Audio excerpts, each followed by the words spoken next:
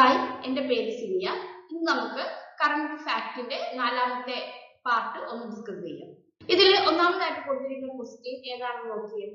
ഇവയിൽ ഈ താഴെ പറയുന്ന ഓപ്ഷൻസിൽ ഏത് സ്ഥലത്താണ് യൂണിവേഴ്സിറ്റി ഗെയിംസ് 2024 ഇനോഗ്രേറ്റ് ചെയ്തത്? ക്വസ്റ്റ്യൻ ശ്രദ്ധിക്കുക, സ്പോർട്സുമായി ബന്ധപ്പെട്ട് വരുന്ന ഒരു ക്വസ്റ്റ്യൻ ആണ്. ഈ താഴെ കാണുന്നതിൽ ഏത് സ്റ്റേറ്റിലാണ് യൂണിവേഴ്സിറ്റി ഗെയിം 2024 നടക്കുന്നത്? ഏതായിരുന്നു അതിന്റെ full form? Game India university game 2024 എന്നാണ്. അത് എവിടെയായിരുന്നു നടന്നത്? പട്നയാണോ, പൂനെയാണോ, അതല്ലാതെ ഗുവാഹത്തിയാണോ, അല്ലെങ്കിൽ ഡൽഹിയാണോ? ഏതാണ് ആൻസർ? ഗുവാഹത്തിയാണ് കറക്റ്റ് ആയിട്ടുള്ള ആൻസർ. ഏതായിരുന്നു? ഗുവാഹത്തി ആയിരുന്നു കറക്റ്റ് ആയിട്ടുള്ള ആൻസർ. അപ്പൊ എന്താണ് question? Game India university game 2024 എവിടെ വെച്ചിട്ടാണ്, ഈ പറയുന്നതിൽ എവിടെ വെച്ചിട്ടാണ് നടന്നതെന്നാണ് ചോദിച്ചിരിക്കുന്നത്. ക്വസ്റ്റ്യൻ നന്നായിട്ട് വായിച്ചിട്ട് മാത്രമേ ആൻസർ ചെയ്യാവുള്ളൂ. ആദ്യം കിടക്കുന്ന ഓപ്ഷൻ പെട്ടെന്ന് കാണുമ്പോൾ അത് ശരിയാണെന്നുള്ള ചിന്തയൊക്കെ നമ്മുടെ മനസ്സിലേക്ക് വരും. അപ്പൊ നമ്മളെ കുഴപ്പിക്കുന്ന രീതിയിലും ചോദിക്കും. അപ്പൊ അതുകൊണ്ട് ക്വസ്റ്റ്യൻ വായിച്ച് കഴിഞ്ഞിട്ട് ഒരു ആൻസർ മനസ്സിൽ വരുമല്ലോ, അതിനുശേഷം മാത്രം ഓപ്ഷനിലേക്ക് നോക്കുക. അപ്പൊ ഓപ്ഷനിൽ നമുക്ക് അറിയാവുന്നതുമായിട്ട് നമുക്ക് ചെറിയ രീതിയിൽ സംശയമുള്ള ആൻസർ ആണെങ്കിൽ കൂടിയും ഈ ഓപ്ഷൻ കാണുമ്പോൾ നമുക്കത് പിടികിട്ടും. അതുകൊണ്ട് ഒരിക്കലും ഓപ്ഷൻസിലേക്ക് ആദ്യം നോക്കരുത്, എപ്പോഴും ക്വസ്റ്റ്യൻ നോക്കുക. ക്വസ്റ്റ്യൻ നോക്കിക്കഴിഞ്ഞ ശേഷം നമ്മുടെ മനസ്സിൽ ഒരു ആൻസർ വരുമല്ലോ, ഒരു സംശയത്തിന്റെ പുറത്താണെങ്കിൽ ഒരു ആൻസർ വരും. ആ ആൻസറിനെ ബേസ് ചെയ്തിട്ട് മാത്രം നമ്മൾ ഈ ഓപ്ഷൻസിലേക്ക് നോക്കുക. അപ്പൊ അതിൽ നിന്ന് നമുക്ക് കറക്റ്റ് ആയിട്ടുള്ളത് പെട്ടെന്ന് കിട്ടും. ഇനി നമുക്ക് രണ്ടാമത്തെ ക്വസ്റ്റ്യനിലേക്ക് പോവാം. 2024 ഏഷ്യൻ ഇൻഡോർ അത്ലറ്റിക്സ് ചാമ്പ്യൻഷിപ്പിൽ ഇന്ത്യ എത്ര മെഡലുകൾ നേടിയെന്നാണ് ചോദിച്ചിരിക്കുന്നത്. അതായത് ഏഷ്യൻ ഇൻഡോർ അത്ലറ്റിക്സ് ചാമ്പ്യൻഷിപ്പ് 2024 നടന്നു. അതില് എത്ര മെഡലാണ് ഇന്ത്യ നേടിയതെന്നാണ് ചോദിച്ചിരിക്കുന്നത്. എത്ര മെഡൽ നേടിയായിരുന്നു?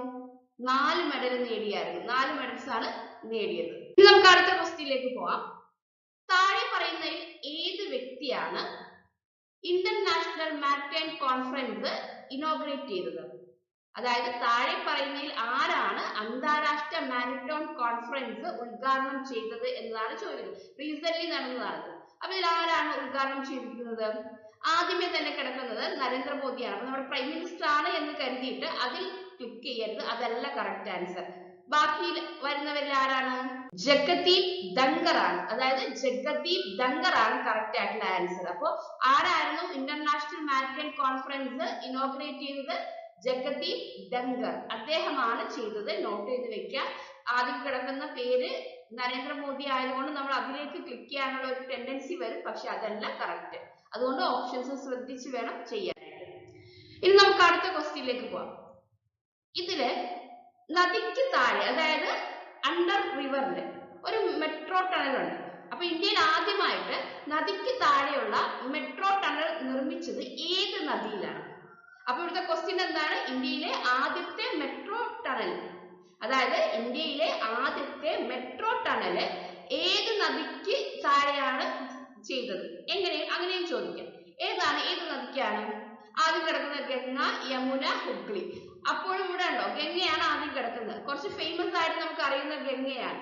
അത് കഴിഞ്ഞിട്ട് യമുനയെ അറിയാം. അത് കഴിഞ്ഞിട്ട് നമ്മൾ ഹുഗ്ലിയെ കുറിച്ച് ചിന്തിക്കുകയുള്ളൂ. അപ്പൊ അതുകൊണ്ട് ഗംഗയാണെന്ന് കരുതരുത്. ഏതാണ് കറക്റ്റ് ആയിട്ടുള്ള ആൻസർ? ആൻസർ സി ആണ് കറക്റ്റ് ആയിട്ടുള്ള ആൻസർ. സി ഏതാണ്? ഹുഗ്ലിയാണ് കറക്റ്റ് ആയിട്ടുള്ള ആൻസർ. ഗംഗയല്ല, യമുനയല്ല. കറക്റ്റ് ആയിട്ടുള്ള ആൻസർ എന്താണ്? ഹുഗ്ലിയാണ് കറക്റ്റ് ആയിട്ടുള്ള ആൻസർ. നമുക്ക് ഇതിനെ കുറിച്ചൊന്ന് പറയാം. എന്താണ് ഈ ഒരു നദിക്ക് താഴെ വരുന്ന ഒരു ടണലിനെ കുറിച്ച്, മെട്രോ ടണലിനെ കുറിച്ച് പറയുമ്പോൾ നമുക്ക് അതിനെ കുറിച്ചൊന്ന് അറിയണമല്ലോ.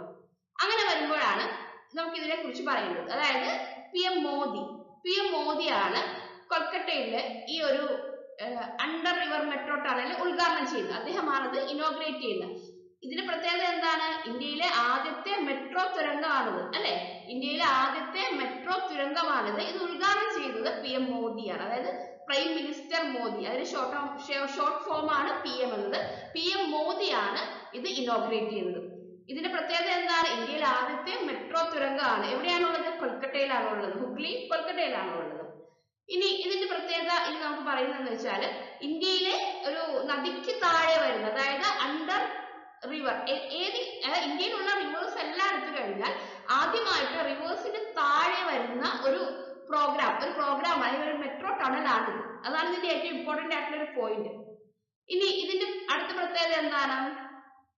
ഹൗറയിൽ, അതായത് ഹൗറ അറിയാം അല്ലെ, ഹൗറ മെട്രോ സ്റ്റേഷൻ ഇന്ത്യയിൽ ഏറ്റവും ആഴമേറിയ മെട്രോ സ്റ്റേഷനാണ്. അപ്പൊ അടുത്ത പോയിന്റ് എന്താ പറയുന്നത്? ഡീപ്പസ്റ്റ് ആയിട്ടുള്ള മെട്രോ സ്റ്റേഷൻ ഏതാണ്? ഹൗറ മെട്രോ സ്റ്റേഷനാണ്. ഇതിന്റെ പ്രത്യേകത ഇനിയുണ്ട്. ഇത് ഭൂനിരപ്പിൽ നിന്ന്, അതായത് ഗ്രൗണ്ട് ലെവലിൽ നിന്ന് 33 മീറ്റർ ബിലോയാണ് നിൽക്കുന്നത്. അപ്പൊ അടുത്ത പോയിന്റ് എന്താണ്? ഗ്രൗണ്ട് ലെവലിൽ നിന്ന് 33 മീറ്റർ താഴെയാണ്. ഇതിന്റെ പ്രത്യേകത എന്താണ്? ഡീപ്പസ്റ്റ് ആയിട്ടുള്ള മെട്രോ സ്റ്റേഷനാണ് ഇൻ ഇന്ത്യ. അത് ഹൗറ മെട്രോ സ്റ്റേഷനാണ്. ആദ്യത്തേതാണ്, അതായത് അണ്ടർ റിവറിൽ വരുന്ന ആദ്യത്തെ ഒരു ടണലാണിത്. ആ ഒരു ആദ്യത്തെ ഒരു ടണലാണ് ഏത് നമ്മളിപ്പോ പറഞ്ഞിരുന്ന ഈ ഒരു ടണൽ. അവിടുത്തെ സ്റ്റേഷനാണ് ഏത്? Howrah metro station. ഇനി നമുക്ക് അടുത്ത പറയാവുന്ന ഇമ്പോർട്ടന്റ് ആയിട്ടുള്ള ഒരു പോയിന്റ് എന്താണ്? മെട്രോ സ്റ്റേഷനെ കുറിച്ച് നമ്മൾ പറഞ്ഞപ്പോൾ കൊൽക്കത്തയുമായി ബേസ് ചെയ്തിട്ടുള്ള ഒരു പോയിന്റ് കൂടെ നമ്മൾ പറയും. അതായത് നമ്മൾ ഇത്രയും പോയിന്റ് പറഞ്ഞത് നമ്മളിപ്പോ അണ്ടർ റിവർ മെട്രോ ടണലിനെ കുറിച്ചിട്ടാണ്. അപ്പൊ നമ്മൾ ഈ മെട്രോ ടണലിനെ കുറിച്ച് പറഞ്ഞപ്പോ മെട്രോ എന്ന കാര്യം നമ്മൾ പറഞ്ഞു അല്ലെ, മെട്രോയെ കുറിച്ച് പറഞ്ഞു. അപ്പൊ മെട്രോയെ കുറിച്ച് പറയുമ്പോൾ നമുക്ക് കൊൽക്കത്തയുമായി ബേസ് ചെയ്തിട്ട് ഒരു GK ക്വസ്റ്റ്യനും കൂടെ ഉണ്ട്. അതുകൂടെ നമ്മളൊന്ന് നോട്ട് ചെയ്ത് വെക്കാം. അതായത് 1984 ഈ മെട്രോ സംവിധാനമുള്ള ഒരു ഇന്ത്യയിലെ ആദ്യത്തെ നഗരമായിട്ട് കൊൽക്കത്ത മാറുന്നത്. എപ്പോഴാണ്? 1984 പ്രവർത്തനക്ഷമമായിട്ടുള്ള മെട്രോ സംവിധാനമുള്ള, അങ്ങനെ നമുക്ക് പറയാം, പ്രവർത്തനക്ഷമതയുള്ള ഒരു മെട്രോ സംവിധാനമുള്ള ഇന്ത്യയിലെ ആദ്യത്തെ നഗരമായിട്ട് കൊൽക്കത്ത വരുന്നത്. എപ്പോഴാണ്? 1984. ഈ ഇയർ ഒന്ന് നോട്ട് ചെയ്ത് വെക്കുക, GK ക്വസ്റ്റ്യൻ ആണ്. ഓക്കെ, ഇനി നമുക്ക് അടുത്ത ക്വസ്റ്റ്യനിലേക്ക് പോകാം. അടുത്ത ക്വസ്റ്റ്യൻ നോക്കിയേ. ഇത് ഒരു മൂണുമായിട്ട് ബന്ധപ്പെട്ട് വരുന്ന ഒരു ക്വസ്റ്റ്യൻ ആണ്. ചന്ദ്രനിലേക്ക് ആദ്യമായിട്ട് വാണിജ്യ ബഹിരാകാശ പേടകം അയച്ച ആദ്യ രാജ്യമായി മാറിയ രാജ്യം ഏതാണ്?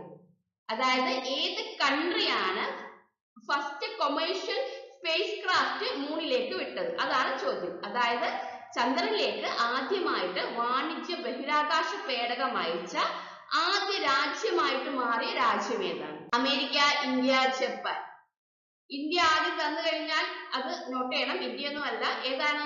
അമേരിക്കയാണ് കറക്റ്റ് ആയിട്ടുള്ള ആൻസർ. അമേരിക്കയാണ് കൊമേഴ്ഷ്യൽ സ്പേസ് ക്രാഫ്റ്റ് മൂണിലേക്ക് ആദ്യമായിട്ട് വിട്ട രാജ്യം. നമുക്ക് അടുത്ത ക്വസ്റ്റ്യനിലേക്ക് പോകാം. നമുക്ക് ദാദാഭായ് ഫാൽക്ക ഇന്റർനാഷണൽ ഫിലിം ഫെസ്റ്റിവലിനെ കുറിച്ച് നമുക്ക് അറിയാം, നമ്മൾ കേട്ടിട്ടുണ്ട് അതിനെ കുറിച്ച് അല്ലെ.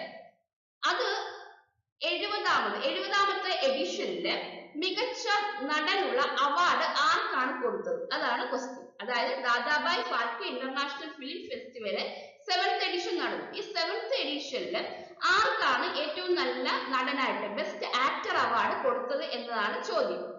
ഓപ്ഷൻസ് 4 തന്നിട്ടുണ്ട്. അനിൽ കപൂർ ഉണ്ട്, ആർ മാധവൻ ഉണ്ട്, ഷാരൂഖ് ഖാൻ ഉണ്ട്, ചിരഞ്ജീവി ഉണ്ട്. ഇവരൊക്കെ നമുക്ക് അറിയുന്ന ആളുകളാണ് അല്ലെ, വളരെ ഫേമസ് ആയിട്ടുള്ള പേഴ്സൺസ് ആണ് ഇവരെല്ലാവരും. ഇവരിൽ ആർക്കാണ് 70ാമത്തെ എഡിഷനിലെ ബെസ്റ്റ് ആക്ടർ ആയിട്ടുള്ള അവാർഡ് കിട്ടിയത്? ആർക്കാണ്? ഓക്കെ, നമുക്ക് വളരെ ഫെമിലിയർ ആയിട്ട് അറിയുന്ന വ്യക്തിയായിട്ടുള്ള ഷാരൂഖ് ഖാൻ ആണ് അത് കിട്ടിയത്. ഷാരൂഖ് ഖാനാണ് 7th എഡിഷനിലെ ബെസ്റ്റ് ആക്ടർ ആയിട്ടുള്ള അവാർഡ് കിട്ടുന്നത്. ഇനി നമുക്ക് അടുത്ത ക്വസ്റ്റ്യൻ നോക്കാം. അതായത് ആർച്ചറി വേൾഡ് കപ്പ് 2024 ഇറാഖിലാണ് നടന്നത്. അതൊരു പോയിന്റ് ആണ്. ആ പോയിന്റ് ഒന്ന് ജസ്റ്റ് നോട്ട് ചെയ്ത് വെക്കാം. അങ്ങനെയും ചോദിക്കാം.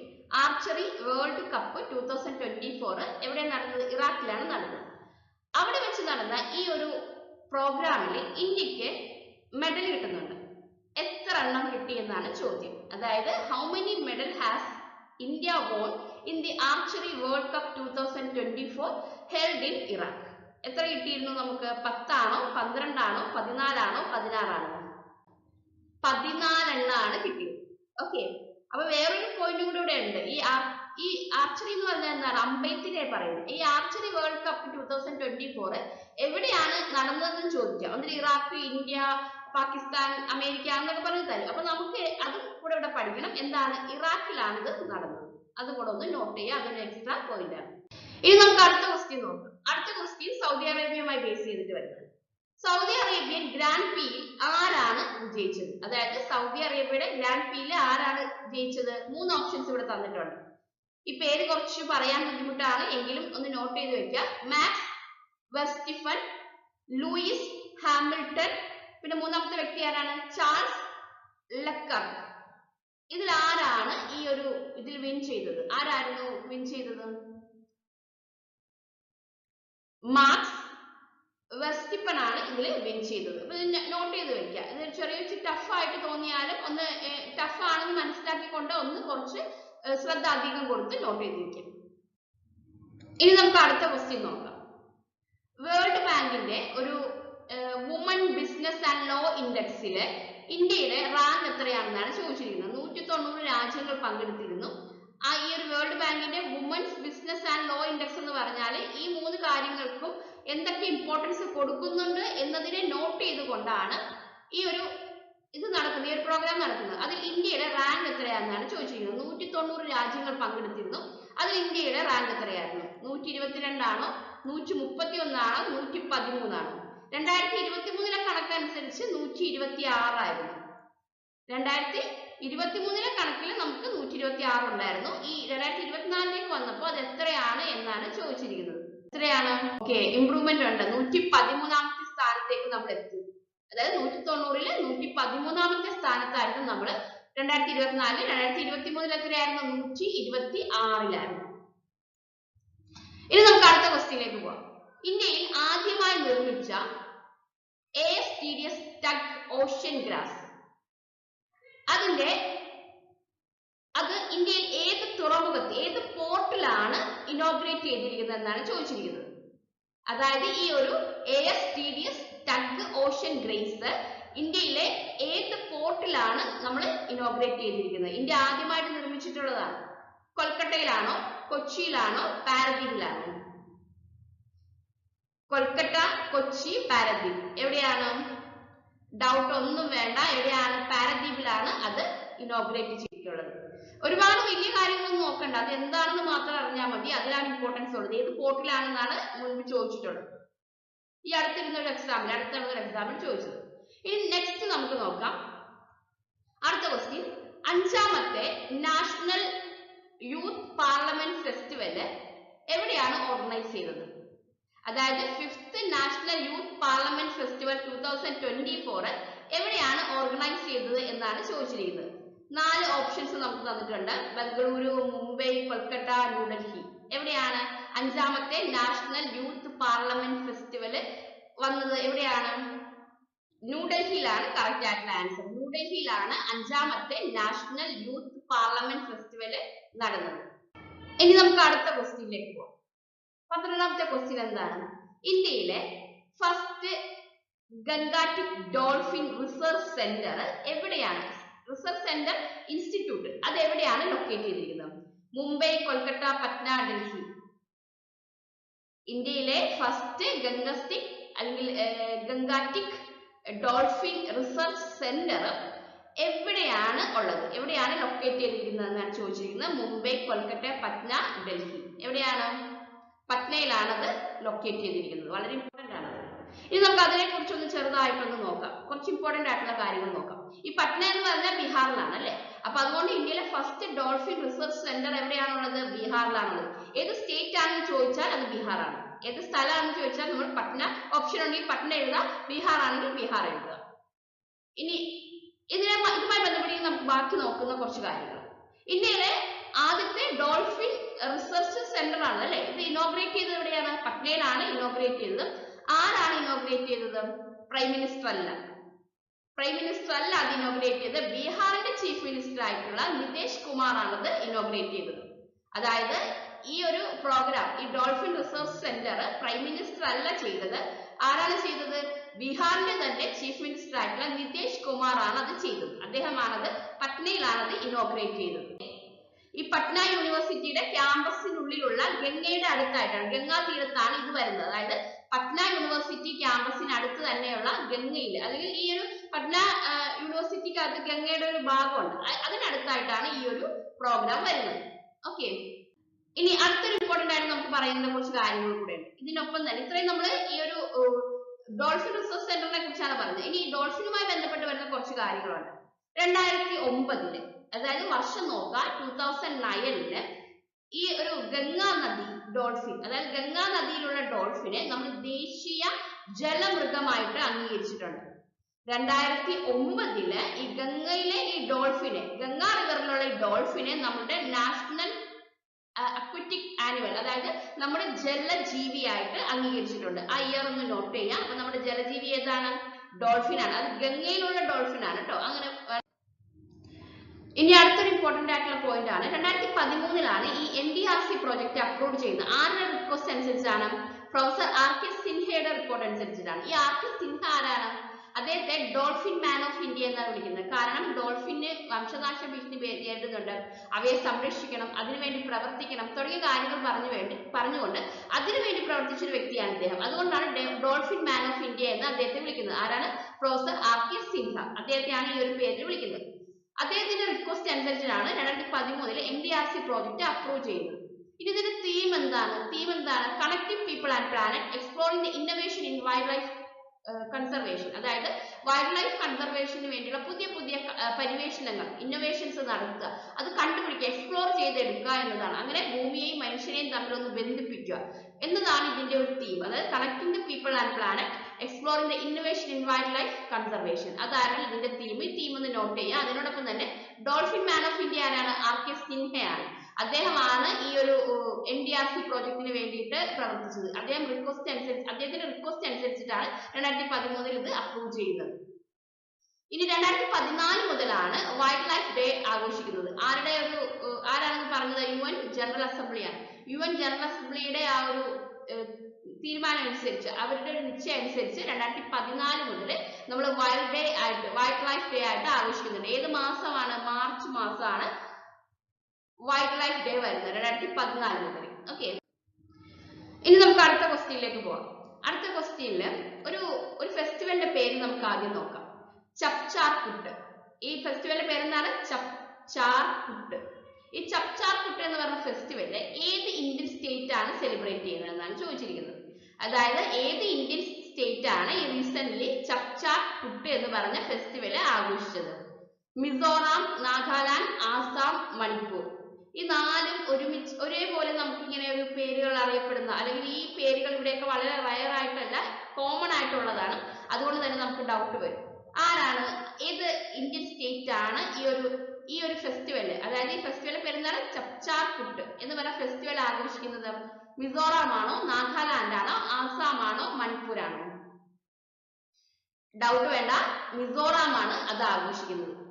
ഇനി അതുമായി ബന്ധപ്പെട്ട് നമുക്ക് നോക്കാം. ഇതൊരു ബിഗ്ഗസ്റ്റ് ആയിട്ടുള്ള ഒരു ഫെസ്റ്റിവൽ ആണ്. അതായത് ഈ ചപ്ചാർ കൂട്ട് എന്ന് പറഞ്ഞാൽ മിസോറാമിന്റെ ഏറ്റവും വലിയൊരു ആഘോഷമാണ്, ഒരു ബിഗ്ഗസ്റ്റ് ഫെസ്റ്റിവൽ തന്നെയാണ്. അവരുടെ ഒരു ബിഗ്ഗസ്റ്റ് ഫെസ്റ്റിവൽ ആണ് ഈ ഒരു ചപ്ചാർ കൂട്ട് എന്ന് പറഞ്ഞാൽ.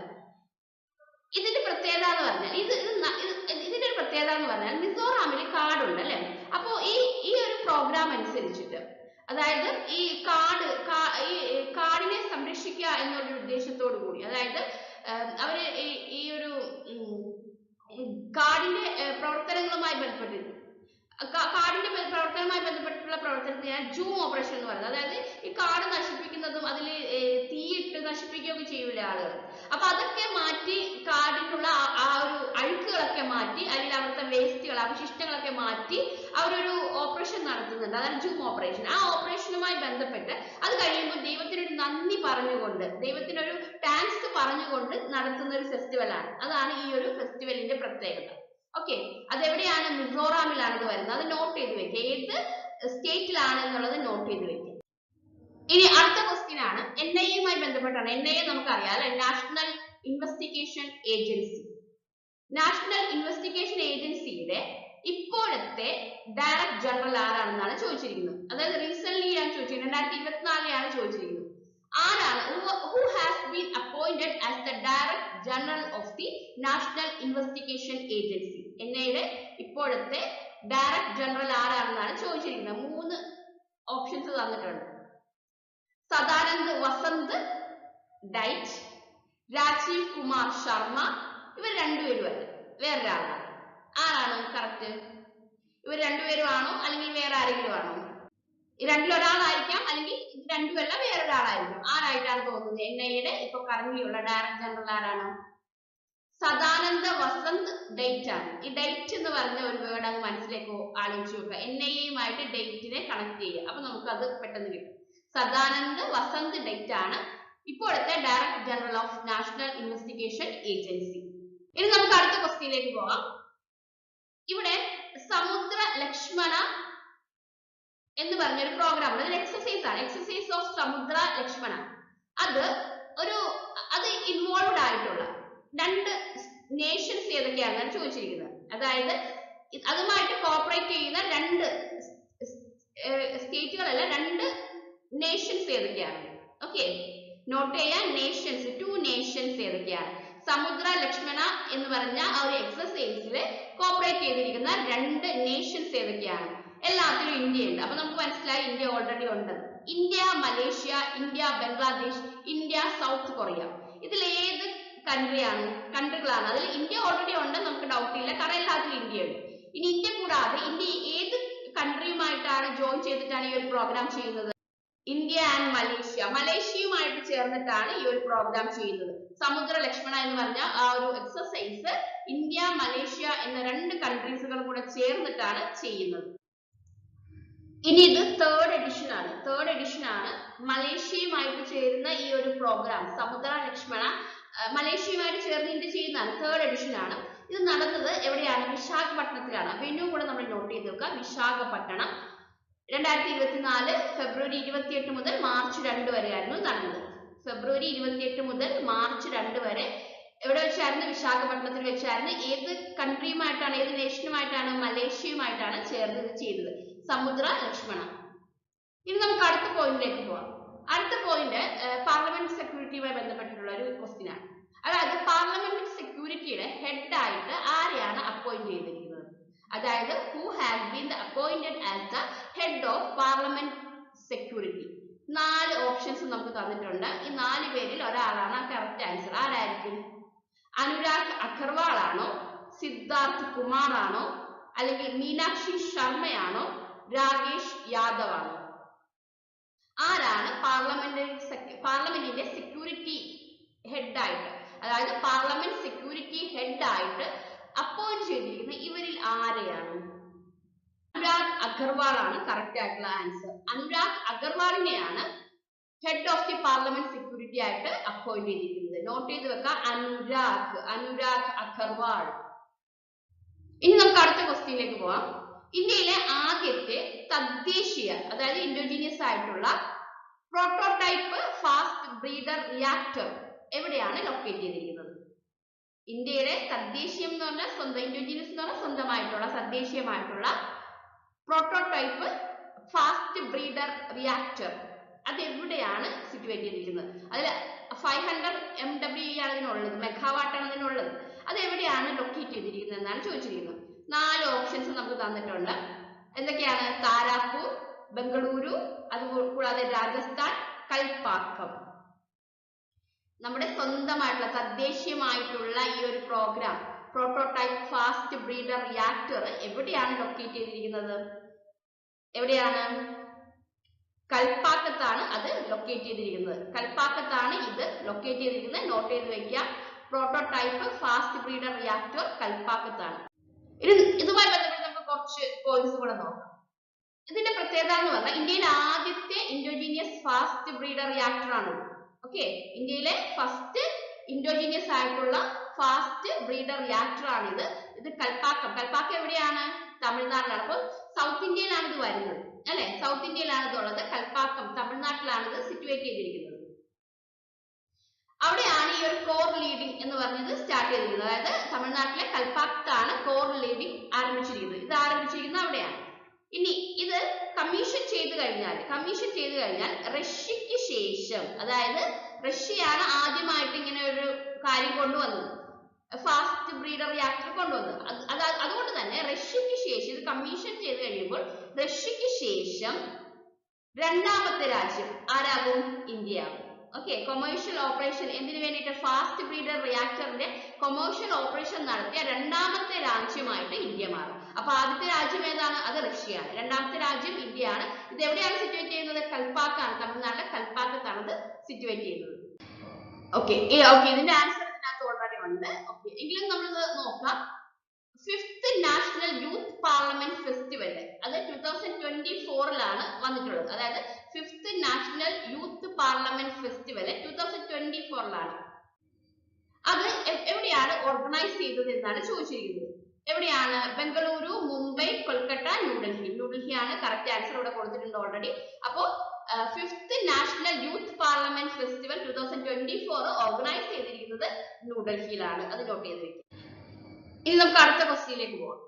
അടുത്ത ക്വസ്റ്റ്യൻ നോക്കിയേ. ഫസ്റ്റ് ഗ്രീൻ ഹൈഡ്രജൻ പ്ലാന്റ് എവിടെയാണ് വന്നിരിക്കുന്നത്? എന്തുമായി ബന്ധപ്പെട്ടിട്ടാണ്? സ്റ്റീൽ സെക്ടറുമായിട്ട് ബന്ധപ്പെട്ടിട്ടാണ്. അതായത് സ്റ്റീൽ മേഖലയിലെ ഇന്ത്യയിലെ ഫസ്റ്റ് ഗ്രീൻ ഹൈഡ്രജൻ പ്ലാന്റ് ഈ 4 സ്റ്റേറ്റുകളിൽ എവിടെയാണെന്നാണ് ചോദിച്ചിരിക്കുന്നത്. ഉത്തർപ്രദേശ്, മധ്യപ്രദേശ്, തമിഴ്നാട്, ഹരിയാന. കേരളവും കൊടുക്കാം. അപ്പൊ കേരളമൊക്കെ വരുമ്പോൾ നമുക്ക് ഭയങ്കരമായിട്ട് ഡൗട്ട് വരും. പക്ഷേ ഇതിൽ ഏതാണ് ഫസ്റ്റ് ഗ്രീൻ ഹൈഡ്രജൻ പ്ലാന്റ് ഉള്ളത്? എവിടെയാണുള്ളത്? ഇന്ത്യയുടെ ഫസ്റ്റ് ആണത്. ഫസ്റ്റ് ഗ്രീൻ ഹൈഡ്രജൻ പ്ലാന്റ് ആണ്. എന്തുമായി ബന്ധപ്പെട്ടിട്ടാണ്? സ്റ്റീൽ സെക്ടറുമായിട്ട്, സ്റ്റീൽ മേഖലയുമായിട്ട് ബന്ധപ്പെട്ടിട്ട്. ഏതാണ്? ഹരിയാനയാണ് കറക്റ്റ് ആയിട്ടുള്ള ആൻസർ. ഹരിയാനയിലാണ് ആദ്യത്തെ ഇന്ത്യയിലെ ഫസ്റ്റ് ഗ്രീൻ ഹൈഡ്രജൻ പ്ലാന്റ് വരുന്നത്. അവിടെയാണ് ഉള്ളത്. ഇനി നമുക്ക് അടുത്ത ക്വസ്റ്റ്യനിലേക്ക് നോക്കാം. ഇതൊരു സ്പോർട്സുമായി ബന്ധപ്പെട്ടുള്ള ഒരു ക്വസ്റ്റ്യൻ ആണ്. ഇവിടെ പറയുന്നത് വേൾഡ് ടേബിൾ ടെന്നീസില് അതായത് വേൾഡ് ടേബിൾ ടെന്നീസ് ഫീഡറിന്റെ ടൈറ്റിലായ ഒരു ഇന്ത്യക്കാരനാണ്. അത് ആരാണെന്നാണ് ചോദിച്ചിരിക്കുന്നത്. Who has become the first Indian to win the World Table Tennis Feeder title? ആരായിരുന്നു? ഈ 3 പേരിൽ ഒരാളാണ് ആ വ്യക്തി. ആരാണ്? സി സത്യനാണോ, അല്ലെങ്കിൽ ശരത് കമലാണോ, അല്ലെങ്കിൽ മാനവ് നാഗലാണോ, ശരത് കമലാണോ, ജി സത്യനാണോ? ആരാണ്? Who has become the first Indian to win the World Table Tennis Feeder title? G സത്യനാണ് കറക്റ്റ് ആയിട്ടുള്ള ആൻസർ. അദ്ദേഹമാണ് അതിലെ ടൈറ്റിൽ ആയത്. ഇനി നമുക്ക് അടുത്ത ക്വസ്റ്റ്യൻ നോക്കാം. ഇന്ത്യയിലെ first battery energy storage giga factory എവിടെയാണ് സെറ്റ് ചെയ്തിരിക്കുന്നത്? ഇന്ത്യയിലെ first battery energy storage giga factory എവിടെയാണ് സെറ്റ് ചെയ്തിരിക്കുന്നത് എന്നാണ് ചോദിച്ചിരിക്കുന്നത്. തമിഴ്നാടാണോ, കർണാടകയാണോ, ജമ്മു ആൻഡ് കാശ്മീർ ആണോ, അല്ലെങ്കിൽ കേരളം? അങ്ങനെയൊക്കെ ഓപ്ഷൻ വരാം. എവിടെയായിരിക്കും വന്നിരിക്കുന്നത്? ഓക്കെ, ഏതാണ്? തമിഴ്നാട് ആദ്യം കിടക്കുന്ന കാണുമ്പോൾ നമ്മൾ ഫാക്ടറിയുമായിട്ട് നോക്കുമ്പോൾ ഓക്കെ തമിഴ്നാട്ടിൽ ഫാക്ടറീസ് കൂടുതലാണല്ലോ എന്നൊക്കെ ഒരു ചിന്ത നമുക്ക് വരും. കർണാടകയ്ക്കും നമുക്കൊരു സ്ഥാനം കൊടുക്കും. പക്ഷെ ജമ്മു ആൻഡ് കാശ്മീർ ഒരു വിനോദസഞ്ചാരം അങ്ങനെയുള്ള കാര്യങ്ങൾക്കാണ് നമ്മൾ കൂടുതൽ ഇമ്പോർട്ടൻസ് കൊടുക്കാറ്, അല്ലെ? അതൊരു പ്രകൃതി രമണീയമായ സ്ഥലമാണെന്നാണ് നമ്മൾ ചിന്തിക്കാറ്. പക്ഷെ അവിടെയാണ് എന്തുള്ളത്? First battery energy storage giga factory set ചെയ്തിരിക്കുന്നത്. എവിടെയാണ്? ജമ്മു ആൻഡ് കാശ്മീരിലാണ് അത് സെറ്റ് ചെയ്തിരിക്കുന്നത്. ഇനി നമുക്ക് അടുത്ത ക്വസ്റ്റ്യനിലേക്ക് പോവാം. അടുത്ത ക്വസ്റ്റ്യൻ ഒരു ഉത്സവവുമായി ബന്ധപ്പെട്ടുള്ള ഒരു ക്വസ്റ്റ്യൻ ആണ്. അതായത് ഈ ഉത്സവത്തിന്റെ പ്രത്യേകത, ഈ ഒരു പേര് നമുക്ക് പെട്ടെന്ന് കിട്ടില്ല, അങ്ങനെ ഒരു പേരാണ് സ്ലെൻ ഗിക്ലാങ്. സ്ലെൻ ഗിക്ലാങ് എന്ന് പറഞ്ഞ ഒരു സെലിബ്രേഷൻ ഈ താഴെ കാണുന്ന ഏത് സ്റ്റേറ്റിലാണ് ആഘോഷിക്കുന്നത് എന്നാണ് ചോദ്യം. താഴെ കാണുന്ന ഏത് സ്റ്റേറ്റിലാണ് ഈ ഒരു ഉത്സവം നടക്കുന്നത്? ഇതിന്റെ പേരെന്താണ്? സ്ലെൻ ഗിക്ലാങ്. അതെവിടെയാണ്? തമിഴ്നാടാണോ, മേഘാലയാണോ, ഒഡീഷയാണോ? തമിഴ്നാടല്ല എന്ന് നമുക്കറിയാം. തമിഴ്നാട്ടിൽ ഇങ്ങനെ ഒരു പേര് വരാൻ സാധ്യതയില്ല, അല്ലെ? ഇനി മേഘാലയയും ഒഡീഷയാണ് നമുക്ക് സംശയത്തിൽ വരുന്ന 2 സ്റ്റേറ്റുകൾ. ഇതിൽ മേഘാലയയാണ് കറക്റ്റ് ആയിട്ടുള്ള ആൻസർ. മേഘാലയയിലാണ് ഈ ഒരു സ്ലെൻ ഗിക്ലാങ് എന്ന് പറഞ്ഞ ഒരു സെലിബ്രേഷൻ വരുന്നത്. ആ പേര് പറയാൻ തന്നെ കുറച്ച് ടഫാണ്, എങ്കിൽ കൂടി നോട്ട് ചെയ്ത് വെക്കാം. ഏതാണ്? മേഘാലയയാണ്. ഇനി ഇതിന് തമിഴ്നാടും ഒഡീഷയും ഒക്കെ മാറ്റി മണിപ്പൂരും മേഘാലയക്കൊപ്പം തന്നെ മണിപ്പൂരൊക്കെ തന്നെ, മണിപ്പൂർ മേഘാലയൊക്കെ കാണുമ്പോൾ നമുക്ക് കുറച്ചുകൂടെ ഡൗട്ട് വരും.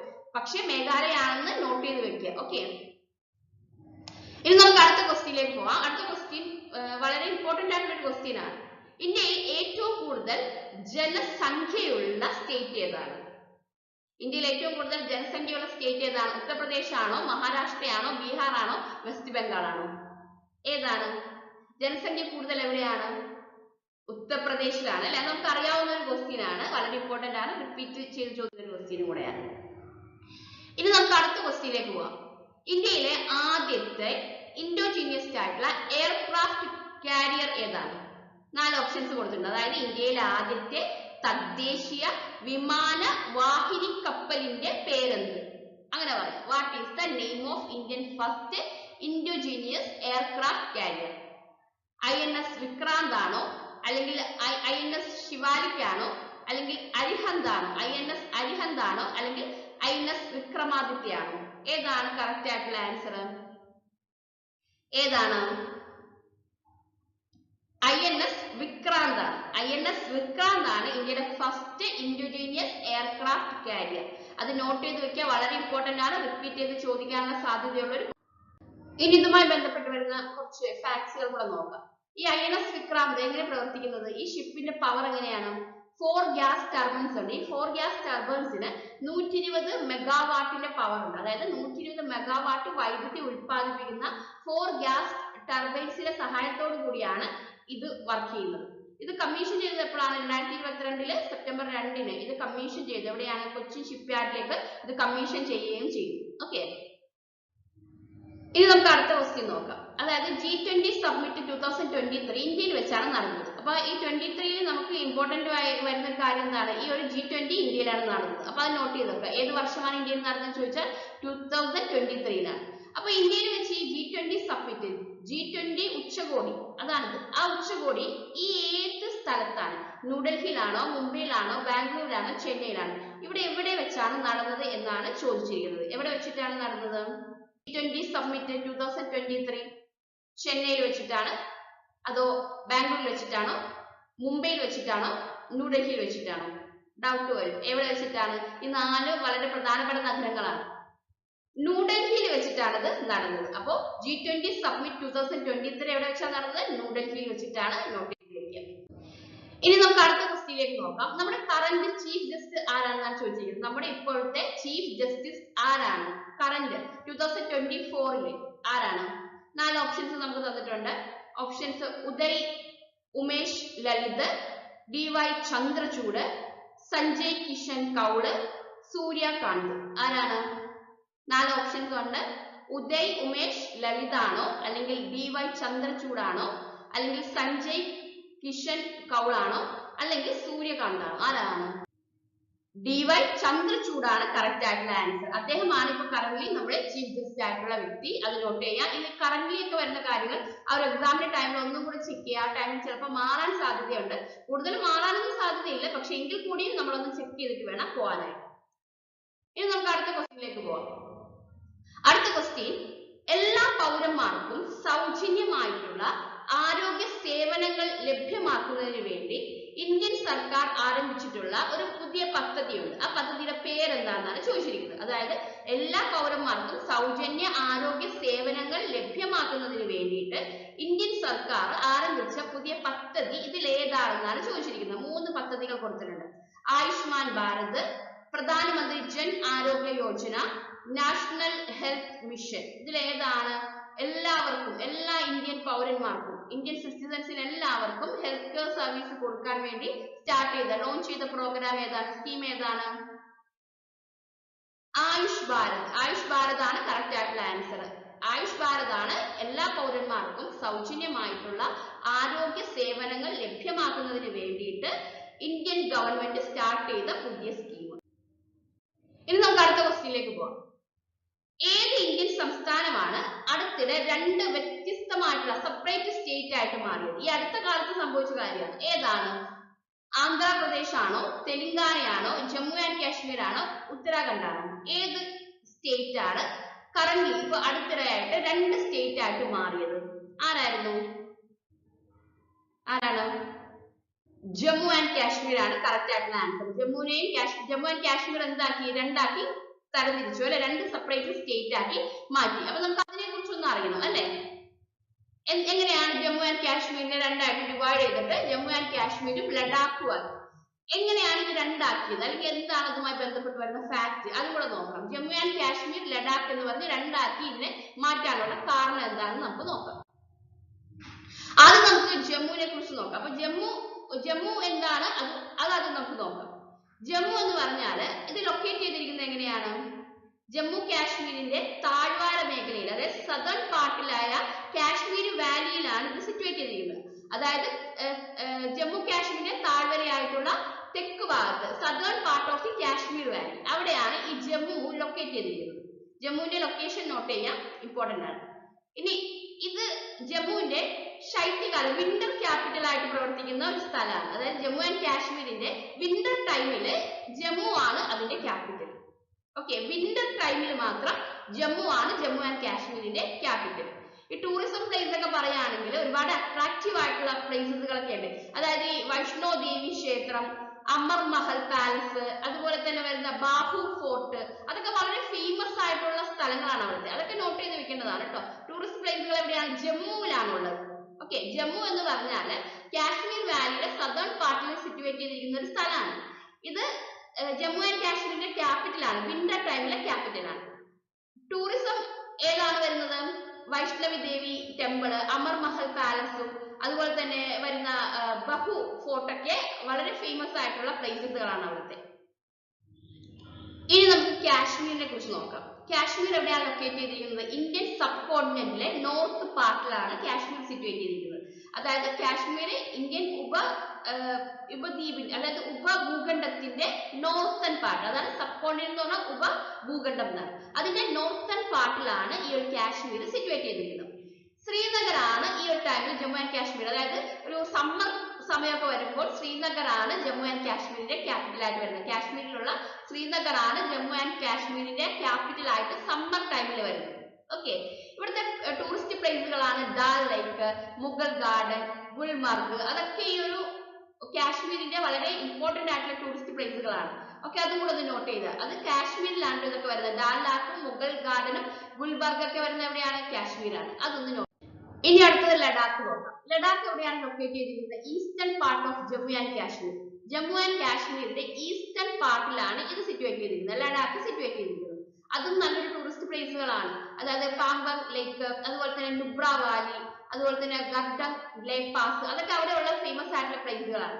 ഇതെല്ലാം എവിടെയാണ് വരുന്നത്? ലഡാക്കിലാണ് വരുന്നത്. അതും കൂടെ നോട്ട് ചെയ്ത് വെക്കാം ടൂറിസ്റ്റ് പ്ലേസുകൾ. ഇത് എവിടെയാണ് സിറ്റുവേറ്റ് ചെയ്തിരിക്കുന്നത്? ജമ്മു ആൻഡ് കാശ്മീരിന്റെ ഈസ്റ്റേൺ പാർട്ടിലാണ് ഇത് സിറ്റുവേറ്റ് ചെയ്തിരിക്കുന്നത്. ഇനി നമുക്ക് ഇതുമായി ബന്ധപ്പെട്ട് വരുന്ന അടുത്തൊരു ഇമ്പോർട്ടന്റ് ആയിട്ടുള്ള ഒരു പോയിന്റ്, ഇത് രണ്ടായി വിഭജിച്ചുവല്ലോ, എന്താണെന്ന് നോക്കാം.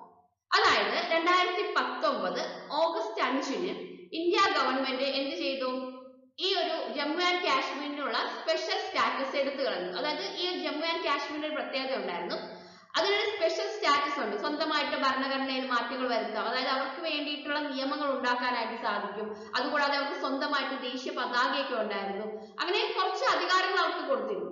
ആ അധികാരങ്ങളൊക്കെ എടുത്തു കളഞ്ഞിട്ടാണ് അത് ഇന്ത്യ ഗവൺമെന്റ് എന്ത് ചെയ്യാണ്? ഇന്ത്യയിലേക്ക് കൂട്ടിച്ചേർക്കാണ് ചെയ്തത്. അതാണ് ഓഗസ്റ്റ് 5, 2019 നടന്നത്. അതായത് ഇവർക്കൊരു സ്പെഷ്യൽ ആയിട്ടുള്ള സ്റ്റാറ്റസ് ഉണ്ടായിരുന്നു, സ്പെഷ്യൽ ആയിട്ടുള്ള കൺസിഡറേഷൻ ഉണ്ടായിരുന്നു. ഏത് ആർട്ടിക്കിൾ അനുസരിച്ച്? ആർട്ടിക്കിൾ 370, ആർട്ടിക്കിൾ 370 പ്രകാരം ഇതിന് കുറച്ച് മാറ്റങ്ങൾ ഉണ്ടായിരുന്നു. ഇന്ത്യൻ കോൺസ്റ്റിറ്റ്യൂഷനിലെ ആർട്ടിക്കിൾ 370 പ്രകാരം ജമ്മു ആൻഡ് കാശ്മീരിന് ഒരു സ്പെഷ്യൽ സ്റ്റാറ്റസ് കൊടുത്തിരുന്നു. ആ സ്പെഷ്യൽ സ്റ്റാറ്റസ് എടുത്തു കളയാണ് ചെയ്തത് 2019 ഓഗസ്റ്റ് 5-ന്. അതിനുശേഷം രണ്ടായിട്ട് വിഭജിച്ചത് ഇന്ത്യയിലേക്ക് ചേർക്കുകയാണ് ചെയ്തത്. ഒരുപാട് പ്രശ്നങ്ങളൊക്കെ ഉണ്ടായ ഒരു ഇതായിരുന്നു അത്.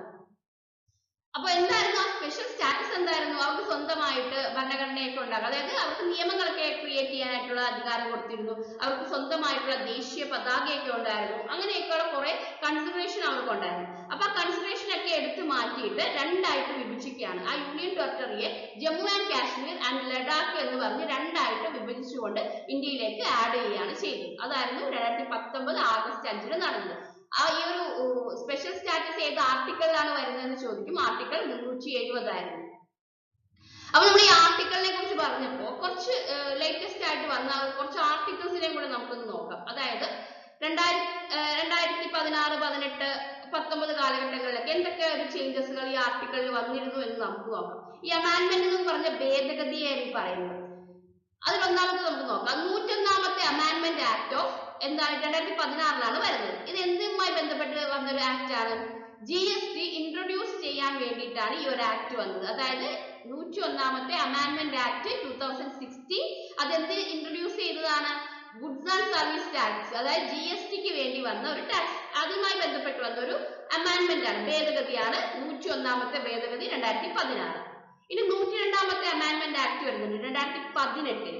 ഈ 2018 വന്ന എന്താണ്? ഈ പിന്നോക്ക വിഭാഗക്കാർ അല്ലെ, ബാക്ക്വേർഡ് ആയിട്ടുള്ള ക്ലാസ്സിലുള്ള പേഴ്സൺസ് ഉണ്ട്, അവർക്ക് വേണ്ടിയിട്ട് അവർക്ക് എന്താണ് ഒരു ദേശീയ ഭരണഘടനയിൽ ഒരു പദവി കൊടുക്കണം, അല്ലെങ്കിൽ അവർക്ക് കുറച്ച് ഇമ്പോർട്ടൻസ്, ഒരു കോൺസ്റ്റിറ്റ്യൂഷണൽ സ്റ്റാറ്റസ് കൊടുക്കണം എന്നൊരു ഉദ്ദേശത്തോടു കൂടിയാണ് ഇത് വന്നത്.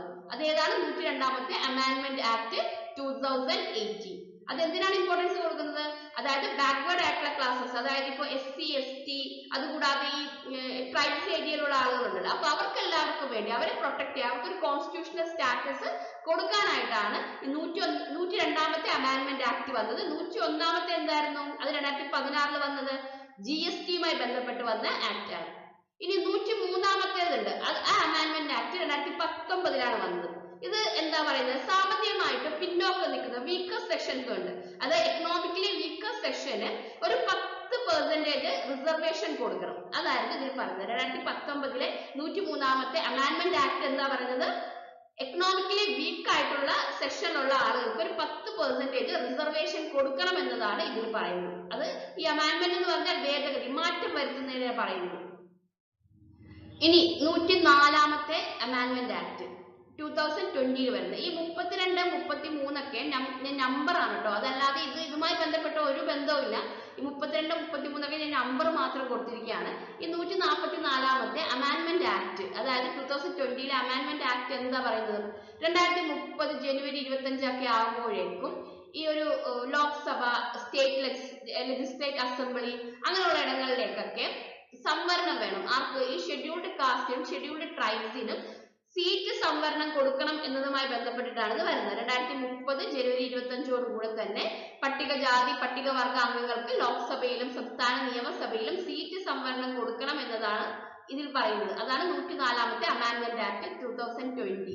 ഈ 32, 33 നോട്ട് ചെയ്ത് അത് നമ്പറാണ്, ഞാൻ ഒന്നും കൂടെ പറയാം. ഇനി അടുത്തത് 105ാമത്തെ അമെൻഡ്മെന്റ് ആക്ട് 2021. ഇതെന്തായി പറയുന്നത്?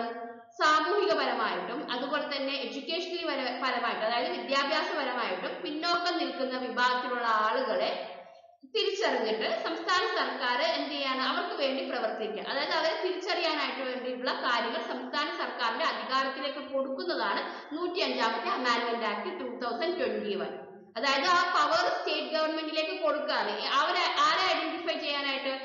സോഷ്യലി അല്ലെങ്കിൽ എഡ്യൂക്കേഷനിൽ ഒക്കെ ആയിട്ട് ബാക്ക്വേർഡ് ആയിട്ട്, അതായത് പുറകിൽ കിടക്കുന്ന ആളുകളെ, അങ്ങനെയുള്ള വീക്ക് ആയിട്ടുള്ള ബാക്ക്ഗ്രൗണ്ട് ഉള്ള ആളുകളെ കണ്ടെത്താനായിട്ടാണ് ഈ ഒരു ആക്ട് പറയുന്നത്. അതിന് വേണ്ടിയിട്ട് പ്രവർത്തിക്കാൻ സ്റ്റേറ്റ് ഗവൺമെന്റിന് അധികാരം കൊടുക്കുന്നതാണ് ഈ ആക്ട്. ആക്ട് എത്രയാണ്? 105ാമത്തെ അമെൻഡ്മെന്റ് ആക്ട് 2021.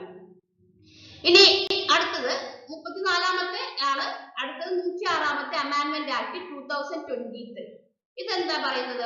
ഇതിൽ പറയുന്ന ഒരു കാര്യം എന്ന് പറഞ്ഞാൽ ഈ പറയുന്ന സ്റ്റേറ്റ് ലെജിസ്ലേറ്റീവ് അസംബ്ലിയിലേക്കും ലോക്സഭയിലേക്കും അങ്ങനെയുള്ള സ്ഥലങ്ങളിലേക്ക്, ലോക്സഭ, സ്റ്റേറ്റ് ലെജിസ്ലേറ്റീവ് അസംബ്ലി അല്ലെങ്കിൽ അങ്ങനെയുള്ള ഇടങ്ങളിലേക്ക്, അല്ലെങ്കിൽ നാഷണൽ ക്യാപിറ്റൽ ടെറിട്ടറി ആയിട്ടുള്ള ഡൽഹി അങ്ങനെയുള്ള സ്ഥലങ്ങളിലൊക്കെ SC STക്കാർക്ക് സംവരണം കൊടുക്കുന്നുണ്ട്. അതില് 1/3 ആരായിരിക്കണം? സ്ത്രീകളായിരിക്കണം. 1/3 ആർക്ക് കൊടുക്കണം? സീറ്റുകൾ വുമണിന് വേണ്ടി കൊടുക്കണം എന്നതാണ് 106ാമത്തെ അമെൻഡ്മെന്റ് ആക്ട് 2023 പറയുന്നത്. അതായത് 1/3 സീറ്റ് ആർക്കാണ്? സ്ത്രീക്കായിരിക്കണം. SC ST വിഭാഗത്തിൽപ്പെട്ട സ്ത്രീക്ക് കൊടുക്കണം. അതാണ് ഈ ഒരു ആക്ടിൽ പറയുന്നത്. അത്രേ ഉള്ളൂ ലേറ്റസ്റ്റ് ആയിട്ട് വന്നിട്ടുള്ളത്. ഇനി അടുത്തത് റെസ്പോൺസിബിൾ ടൂറിസം. റെസ്പോൺസിബിൾ ടൂറിസം എന്ന് പറയുന്നത് കേരള ഗവൺമെന്റിന്റെ ഒരു പ്രോഗ്രാമാണ്, ലോഞ്ച് ചെയ്ത ഒരു പ്രോഗ്രാമാണ്. അത് ഏതിലാണ് ഇമ്പോർട്ടന്റ്? ഈ താഴെ കൊടുത്തിരിക്കുന്നത് ഏതിലാണ് ഇമ്പോർട്ടൻസ് കൊടുത്തിരിക്കുന്നത് എന്നാണ് ചോദിച്ചിരിക്കുന്നത്. ഓപ്ഷൻ ഇവിടെ കൊടുത്തിട്ടുണ്ട്. എന്താണ്? പ്രൊമോഷൻ ലക്ഷറി ടൂറിസം ആണോ? അല്ല, ലക്ഷറി ടൂറിസത്തിനല്ല ഇമ്പോർട്ടൻസ് കൊടുത്തിരിക്കുന്നത്. ഡെവലപ്പിംഗ് റിലീജിയൻ ടൂറിസം അതിനുമല്ല കൊടുത്തിരിക്കുന്നത്. എന്തിനാണ് കൊടുത്തിരിക്കുന്നത്? Encouraging sustainable and eco friendly tourism practice ആണ് കൊടുത്തിരിക്കുന്നത്. സുസ്ഥിരവും പരിസ്ഥിതി സൗഹൃദവുമായിട്ടുള്ള ടൂറിസം രീതികളെ പ്രോത്സാഹിപ്പിക്കുക എന്നതാണ് ഈ റെസ്പോൺസിബിൾ ടൂറിസം എന്നതുകൊണ്ട് ഉദ്ദേശിക്കുന്നത്. നോട്ട് ചെയ്ത് വെക്കുക. എന്താണ്? Encouraging sustainable and eco friendly tourism practice, അതാണ് കൊടുത്തിരിക്കുന്നത്. അല്ലാതെ റിലീജിയസ് ടൂറിസവും ലക്ഷറി ടൂറിസവും ഒന്നും അല്ല കൊടുത്തിരിക്കുന്നത്. എക്കോ ഫ്രണ്ട്ലി ആയിട്ടുള്ള ടൂറിസത്തിന്, അത് കൂടാതെ സസ്റ്റൈനബിൾ ആയിട്ടുള്ള ഒരു എൻകറേജ്മെന്റും കൂടെ കൊടുക്കണം എന്നതായിരുന്നു ഈ ഒരു റെസ്പോൺസിബിൾ ടൂറിസം എന്ന ടൂറിസം കൊണ്ട് ഉദ്ദേശിക്കുന്നത്. ഇനി നമുക്ക് അടുത്തൊരു പോയിന്റിലേക്ക് പോകാം. ഹെൽത്തി സതി. ഹെൽത്തി സതി എന്ന് പറഞ്ഞ ഈ ഒരു പേര് നിങ്ങൾ കേട്ടിട്ടുണ്ടോ? കേട്ടിട്ടില്ലെങ്കിൽ ഇപ്പൊ കേട്ടോളൂ. ഹെൽത്തി സതി എന്ന് പറഞ്ഞാൽ അതൊരു പ്രോഗ്രാമാണ്, അതൊരു പ്ലാനാണ്. ഈ പ്ലാന് ആരായിരുന്നു? അതായത് ഹെൽത്തിനും ഇൻകത്തിനും പ്രൊട്ടക്ഷൻ നൽകുന്ന ഒരു പ്ലാനാണ് ഈ ഹെൽത്തി സതി എന്ന് പറഞ്ഞ ഈ ഒരു പ്രോഗ്രാം.